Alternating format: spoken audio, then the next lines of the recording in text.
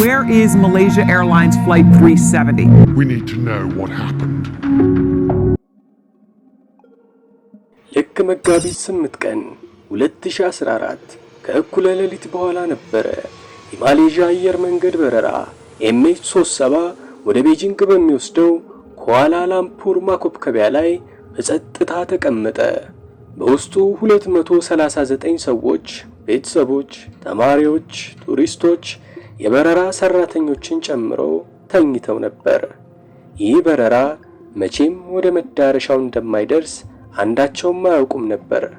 ከሌሊቱ 6:41 ላይ ቦይንግ 777 አውሮፕላኑ ወደ ሌሊቱ ሰማይ ተምዘገዘገ። ምንም ስህተት ያለ አይመስልም። ከእኩለ ሌሊት በኋላ 7:21 ላይ የአውሮፕላኑ ትራንስፖንደር ወይም ኤሌክትሮኒክ መለያው በድንገት ጠፍቷል። አይሰራም፣ ጠፍቷል። The transponder from air traffic control went silent. ከዚያም ራዳሩ አውሮፕላኑ ማንም ያልጠበቀውን ነገር ሲያደርግ አሳይቷል። አውሮፕላኑ ወደ ኋላ ተመለሰ። ለስላሳ ኩርባ አይነት አይደለም፣ ሆም ተብሎ የተደረገ የአቅጣጫ ለውጥ። West and south and continued to fly for some 6.5 hours. MH370 በማሌዥያ በኩል ወደ ኋላ በረረ። የአንዳማን ባህር አቋርጦ ከሰዓታት በኋላ ከወታደራዊው ራዳር ድራሹ ጠፋ። የጭንቀት ጥሪ የለም፣ የአደጋ ጊዜ ምልክት የለም፣ ምንም ማብራሪያ የለም፣ ዝምታ ብቻ።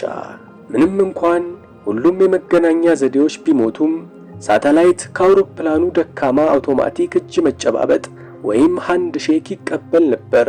ቀላል ምልክቶች፣ አሁንም እዚህ ነኝ፣ አሁንም እዚህ ነኝ፣ አሁንም እዚህ ነኝ፣ በየሰዓቱ ለ7 ሰዓታት። ይህ ማለት MH370 አሁንም እየበረረ ነበር፣ የሆነ ቦታ እስከ ጠዋቱ 2:20 አካባቢ።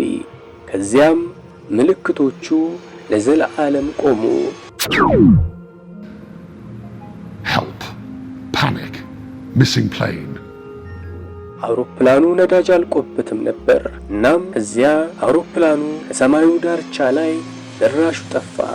ይህ በኤቪዬሽን ታሪክ ውስጥ ትልቁና በጣም ውድ ፍለጋ ነበር።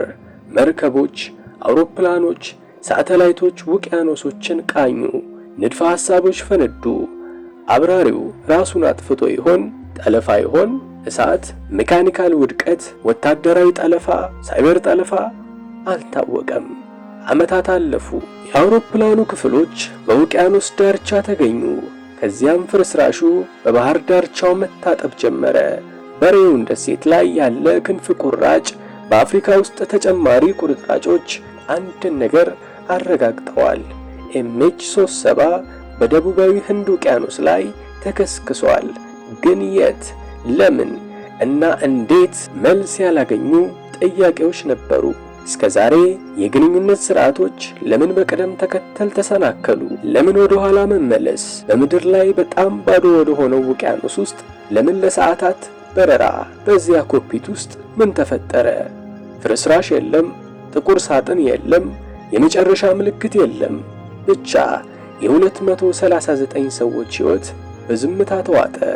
MH370 ብዙውን ጊዜ የዘመናዊው ዘመን ትልቁ የኤቪዬሽን ምስጢር ተብሎ ይጠራል። በሳተላይቶች፣ በጂፒኤስ እና በቋሚ ክትትል ዘመን አንድ ግዙፍ አውሮፕላን ጠፋ። ሰማዩም መልሶ አልተፋውም።